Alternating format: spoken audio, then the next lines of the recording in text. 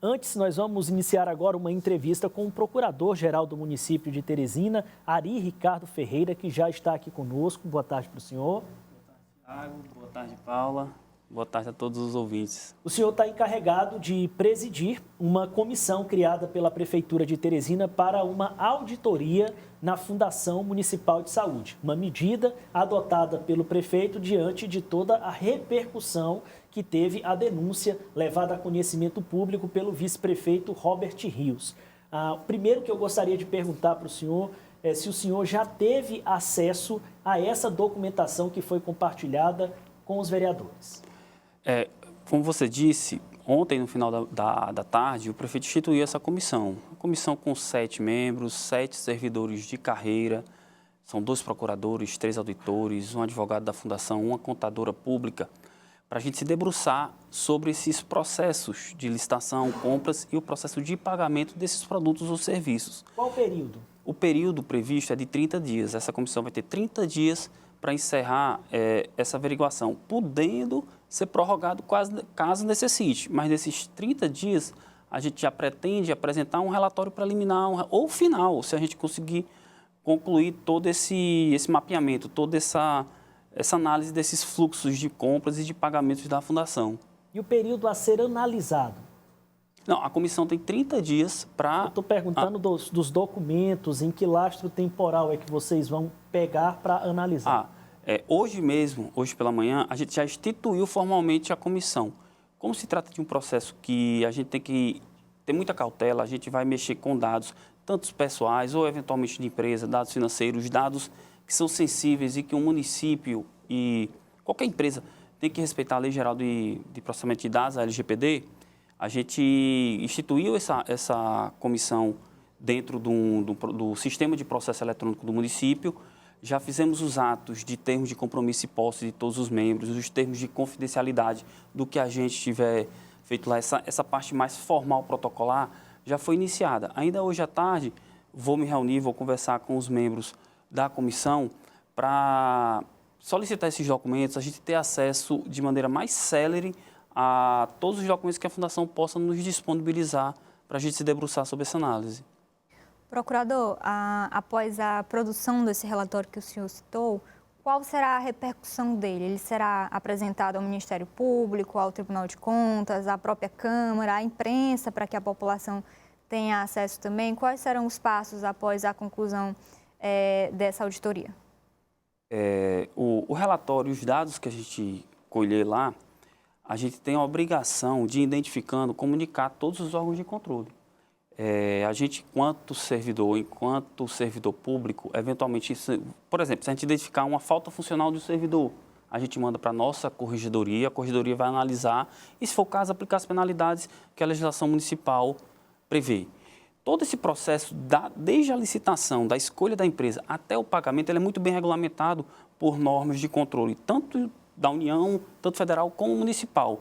Então, se a gente identificar alguma falha, alguma incoerência dentro desse fluxograma, dentro desse mapeamento, claro, a gente vai comunicar aos órgãos de controle, Tribunal de Contas. Se identificar algum possível ilícito penal, se a gente conseguir identificar e linkar o fato a um possível autor, iremos comunicar ao Ministério Público, iremos dialogar com a Câmara. A Câmara tem uma função primordial, além de legislar, é de fiscalizar a atuação do Poder Executivo.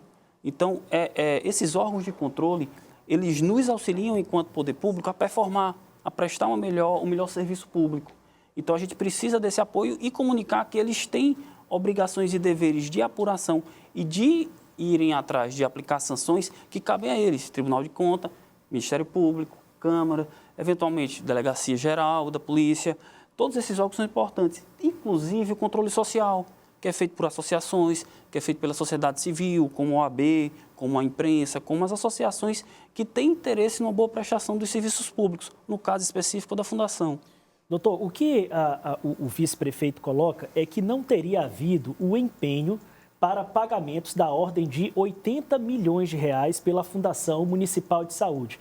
Esse empenho, ele é uma reserva orçamentária, é uma formalidade que o gestor público precisa observar antes de tomar um serviço ou fazer alguma aquisição para depois liquidar e haver o processo de prestação de contas com a nota. Eu pergunto para o senhor se essa situação relacionada ao fato de não ter havido empenho caracterizaria uma improbidade e isso indica que houve, por exemplo, desvio de recurso. Isso está sendo apurado também? E isso será apurado. Como você bem descreveu, o processo de pagamento de despesas públicas segue esse rito. Primeiro, eu realizo o empenho. O que é o empenho? Eu vou destacar dentro do meu orçamento determinado valor. Eu vou dizer, olha, esse serviço aqui, por exemplo, prestação de serviço, aluguel de imóvel, esse serviço eu vou tirar dessa dotação que eu previ que eu vou ter.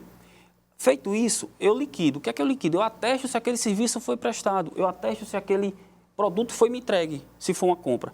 E o final, o pagamento.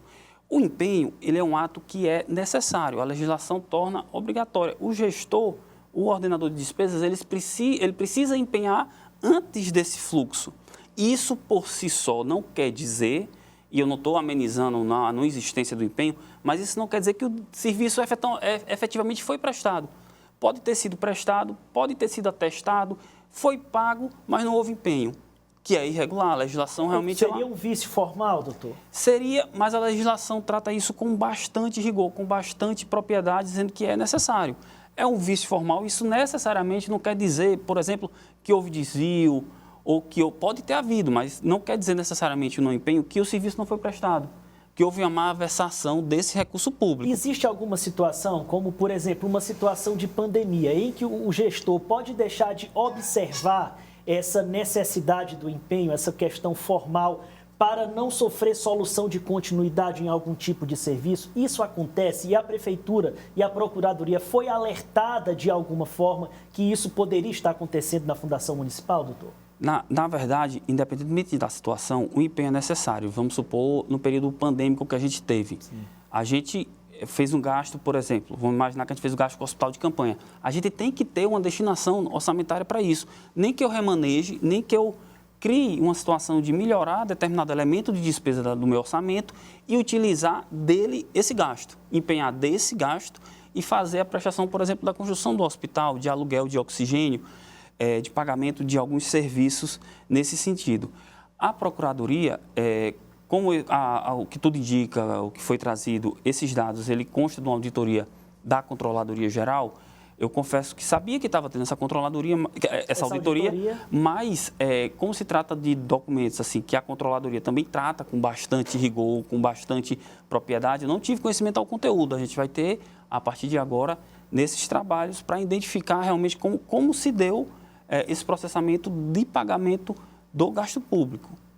Acontecem também auditorias por parte da Controladoria à revelia do conhecimento do prefeito? A Controladoria em si, ela é um órgão independente. É tanto que o Controlador Geral, ele é escolhido e ele tem um mandato. Ele não pode ser destituído desse mandato. Ele tem ele tem autonomia dentro dessa fiscalização e desse controle interno. Ele tem que ter essa segurança de ter essa independência de analisar, de auxiliar esse controle interno. O papel da Procuradoria-Geral do município em relação a esse caso da Fundação é um pouco diferente, que a Fundação é uma autarquia. Ela tem um corpo de advogados, uma carreira de advogados própria, tem uma procuradoria lá. E a Procuradoria do município, ela se atém à administração direta, ao executivo, às secretarias e aos demais órgãos. O nosso controle, que a legislação prevê, é um controle finalístico. O executivo, junto com a Procuradoria, ele vai fiscalizar se o atingimento das metas, se o motivo de existir da Fundação, que é uma boa prestação de saúde, está sendo prestado da melhor forma, ele está atingindo aquela finalidade.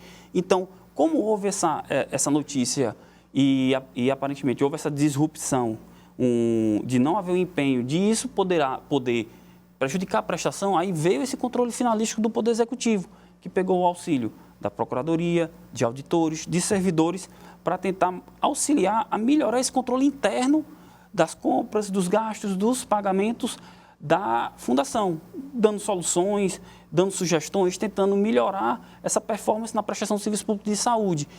repito, se houver algum indício, algum apoio que a gente precise e necessitar de outros atores institucionais, como Tribunal de Contas, Câmara, Ministério Público, claro que a gente vai querer o apoio deles. Assim, é meu dever, falando apenas por mim, enquanto servidor do município, ter esse olhar, ter essa vontade, esse dever de prestar um bom serviço à sociedade, que eu sou pago pela sociedade. A sociedade piauiense paga os seus tributos e eu tenho a obrigação legal de servir eles. O que é servir eles? É melhorar a prestação de todas as políticas públicas que o município aplica. Procurador, após a gente ter acesso a esses documentos que foram apresentados pelo vice-prefeito Robert Rios, uma dúvida recorrente ali na Câmara, entre os próprios vereadores, jornalistas, foi essa auditoria, ela abarcou qual período ali? O vice-prefeito falou que foi uma auditoria feita no ano passado, mas em quantos dias, em quantos meses? E esse recurso também, no documento consta que ele é originário do SUS, mas qual a fonte de origem dele e a aplicação também? Onde é que esse recurso de fato deveria estar? Qual que seria o objeto que você está perguntando? Exatamente. O objeto desse gasto, como eu disse, a gente ainda não teve acesso a todo esse trabalho da controladoria. Claro que a gente vai dialogar, não só para o que essa comissão que foi criada ontem auxilie, eventualmente, nessa auditoria que a controladoria está fazendo, e também que a controladoria nos ajude fornecendo informações, situações, eventuais irregularidades ou incoerências nesse fluxo de compra e pagamento que ele tem identificado, que a gente também auxilie, que eles auxiliem com esses documentos e com informações o trabalho dessa comissão. Não são duas comissões conflitantes que, digamos assim, que vão entrar em choque. Pelo contrário, a gente vai tentar construir um consenso para dar uma solução, a melhor solução para a população, para os órgãos de controle, para a sociedade como um todo. A comissão ela pode tomar emprestado, por exemplo, provas construídas aí pelo Ministério Público, que foi instigado também pelo próprio Tribunal de Contas, que foi provocado também a promover essa investigação? Sim, claro, que os órgãos de controle, Ministério Público, Câmara, Tribunal de Contas, precisar, a gente compartilha os dados, a gente vai prestar as informações, a gente tem o dever de informar o que a gente identificar dentro desse mapeamento que a gente vai fazer. É nossa obrigação dar essa resposta para toda a sociedade. A gente tem visto desde ontem a repercussão na Câmara após o protocolo dessas denúncias pelo Robert Rios, mas outros órgãos também foram acionados, como o Ministério Público, a Polícia Federal, o TCE. Esses órgãos eles já se manifestaram, já notificaram a Prefeitura de Teresina de alguma forma, procurador? Eu particularmente tenho desconhecimento. Como a comissão foi formada ontem, hoje o dia foi bastante corrido com esses atos legais de instauração dessa comissão. Lá na Procuradoria eu não recebi comunicação ou pedido de informações, mas a Procuradoria também ela funciona como uma porta de acesso a denúncias, a informações de irregularidades e a prestar qualquer tipo de esclarecimento para todos os órgãos de controle, inclusive os controles sociais. Procurador, qual é a sanção prevista para quem, de repente, comete esse ato, quem está envolvido diretamente nessa atividade, de não realizar o empenho? O que essa pessoa pode sofrer e isso pode atingir o gestor da pasta? Existem vários mecanismos de identificar isso. Por exemplo, a legislação prevê um crime de não emissão do empenho um crime? É um crime, é previsto como crime. Só que acontece, no âmbito do direito penal, o crime ele tem que estar materializado a prova tem que estar, tem que existir de fato, e eu tenho que linkar a um autor que tenha cometido isso. Uhum. Então, assim, eu não posso, o ilícito penal, ele é muito ligado à ação de quem não emitiu. Essa questão de isso irradiar para outros servidores, só o trabalho da comissão é que pode identificar quantas pessoas participaram disso e se realmente houve crime. A princípio, pelo que está sendo noticiado, a não emissão da nota de empenho é previsto como crime. É previsto também, eventualmente, se identificar um dolo ou um erro grosseiro, digamos assim, de servidor, a nossa legislação municipal, o Estatuto do Servidor, prevê obrigações e prevê deveres para todos os servidores e prevê também sanções para quem comete essa infração funcional. a comissão identificando encaminhará para a Corregedoria do município e a Corregedoria do município vai analisar e aplicar as sanções que estão previstas no nosso estatuto, que vai desde a advertência, desde a multa, a suspensão e pode ocorrer até a demissão, a depender do caso. Procurador, tem algumas situações que o cidadão, às vezes, ele por não conhecer o fluxo de como é que acontece a coisa, funciona na coisa pública, ele pode não compreender, mas gostaria de saber do senhor, por exemplo, em uma situação como essa que envolve dinheiro, aplicação de recurso público, é possível que tudo isso tenha sido feito sem que se fosse percebido, por exemplo, pela própria Secretaria de Finanças do município de Teresina? Como eu tinha falado anteriormente, a fundação ela é uma autarquia. Então, quando existe a criação de uma autarquia, o que é que o poder público, dentro da sua estrutura administrativa, prevê? Eu vou criar um órgão para que ele tenha uma independência administrativa, tenha uma independência financeira em razão de determinados fatores que obrigam essa celeridade. Então, se cria essa estrutura de independência para que eles atuem de maneira mais descolada de burocracias que passam necessariamente pelo executivo, pela administração direta. Então, existe uma certa independência. Quando o poder executivo e a administração direta atuam no controle da finalidade desses atos, está atingindo seus objetivos, esse é um controle que a legislação chama como controle finalístico. Então, o que é que acontece não só na Fundação, mas nas demais autarquias, nas SAADs, Fundação de Cultura, ela tem essa independência técnica, ela tem essa independência administrativa e financeira. Existe um mecanismo de controle interno lá, existe um mecanismo de divisão de finanças própria lá. Então, a gente precisa identificar para ver onde aconteceram essas falhas. E não assim, seria muito, de maneira leviana de minha parte, sair imaginando que foi secretaria tal, demorou aqui, foi para ali. Não sabemos ainda, temos que ver como a Fundação e os órgãos e os servidores que participaram dessas rotinas, como eles agiram e se realmente houve as falhas, se houve. A comissão pretende dar sugestões, melhorar esse sistema de controle interno, que mostrou que houve uma falha, e ajudar a melhorar um sistema, a criar realmente um sistema de governança institucional e corporativa, não só dentro da Fundação, mas dentro do município. Com isso, penso eu, que melhora a prestação do serviço. A gente vai prestar um melhor serviço público de qualidade para a população.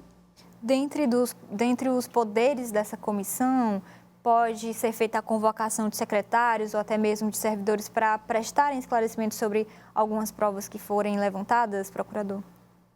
Se houver essa necessidade, sim.